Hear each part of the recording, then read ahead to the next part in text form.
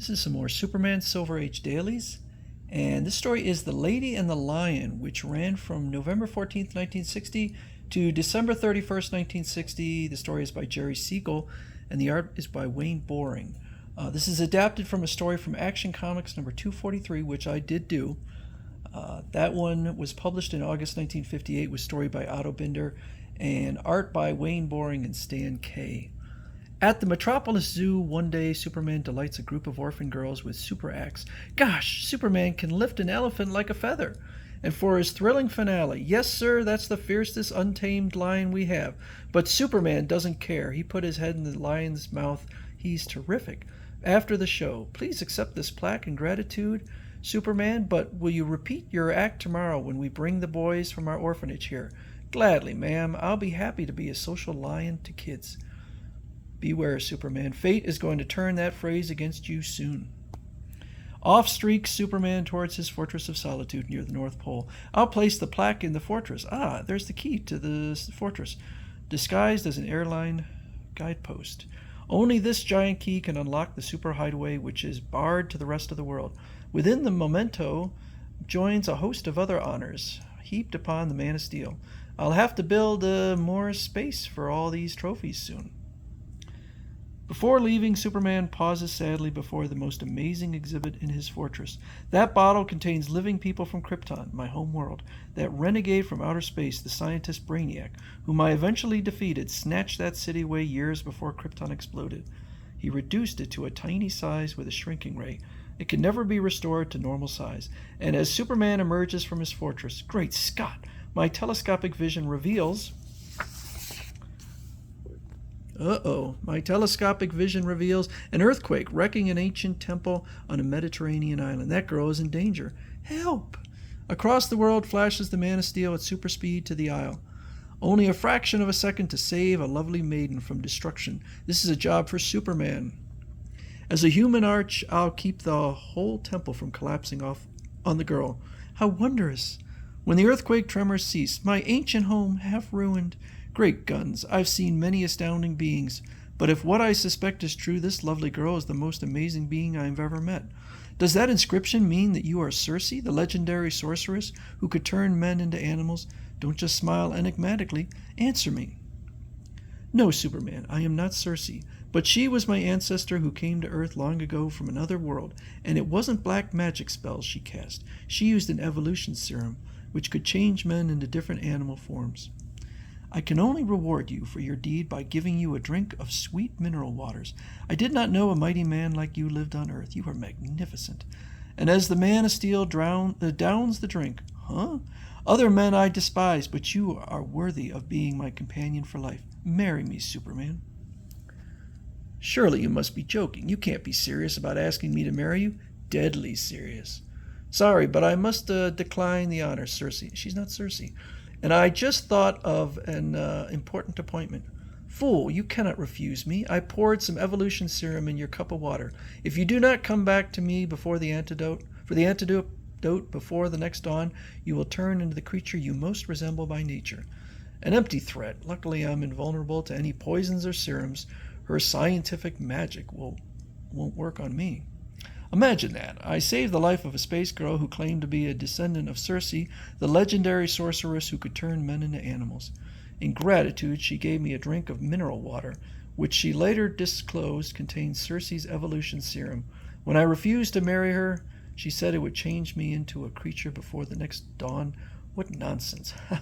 But the next morning, as Clark arrives early at the Daily Planet office, I'll catch up on some work before the others come. Great Scott, my hands. What is happening to my hands? Oh no, my hands are turning into paws.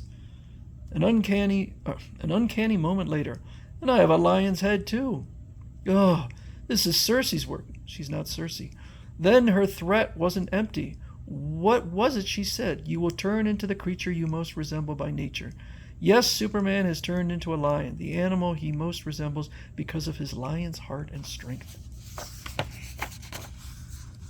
Incredibly, Circe's evolution serum has transformed Clark Kent into a lion. I'm a lion. Quickly, Clark removes his outer garments, transforming himself into the amazing identity of a super lion.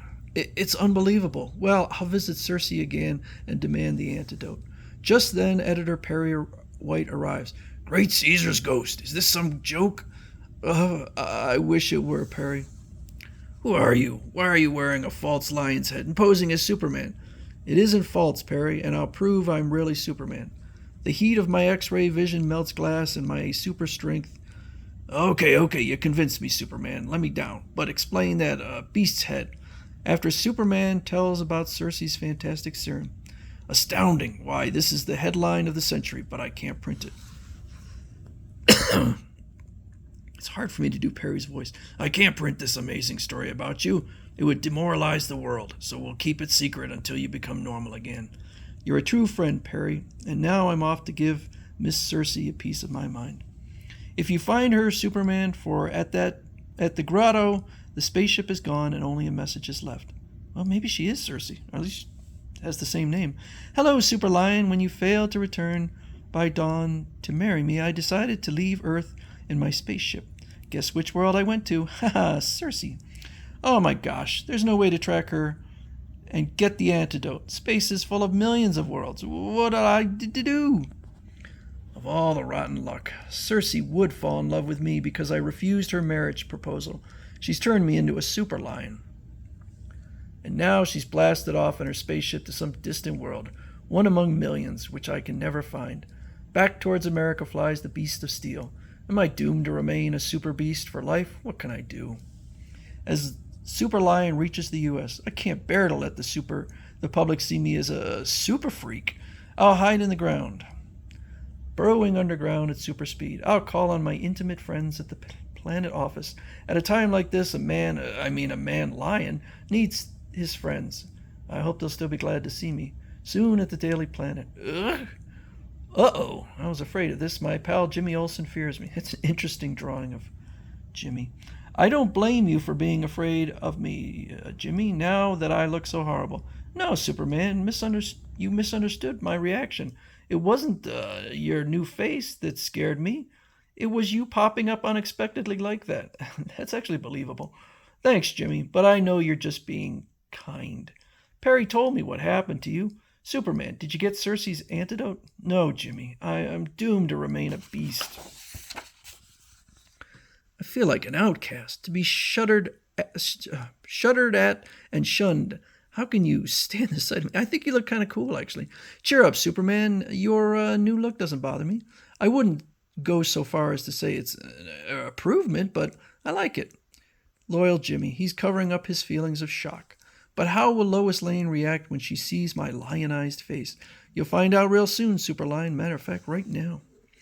I'm in love with the handsomest man on Earth. Maybe someday I'll be Mrs. Superman.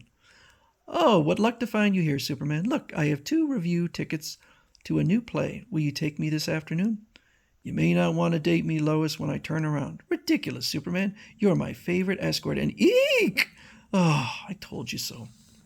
Oh, my goodness, Superman, you have paws, fangs, a wild mane. Oh, no, you've become, I'll say it for you, Lois, a beast. Beauty and the Beast. That's what we'd be together, Lois. You don't have to go with me to the play with me. Choke. I don't want pity. If you want to forget you ever met me, I'll understand. Well, don't just look at him with your mouth hanging open, Lois. Answer him, either yes or no. You don't have to go to the play with me, Lois, now that I'm a super beast. Nonsense. What do outer appearances mean anyway? You're still the same wonderful man inside. Shall we go, Superman? What true friends I have. But I know she's doing it out of pity for me. Soon at the matinee performance. Luckily, it's dim enough in our box so that others can't see me. I can enjoy the play without embarrassment. I just thought of something awful. Soon Superman's feelings will be terribly hurt. Oh dear, I forgot to tell Superman which play this was, and he didn't notice the billings as we entered. He must be super oblivious. I made a terrible mistake. Small wonder that Lois is heartsick, for the curtain rises, Beauty and the Beast. I'm awfully sorry, Superman. I forgot that this play is about Beauty and the Beast. Those actors, they're just like you and me. Now, Lois. Oh dear, this is the last play on earth Superman should see. He'll suffer inner pangs instead of enjoying himself. As the play continues, Beauty, I beg you, don't turn from me in dread. All the world shuns me. I'm the loneliest man on earth. That's the way I'll feel as the days and the weeks go by. Oh, poor Superman. I mean, Super Lion.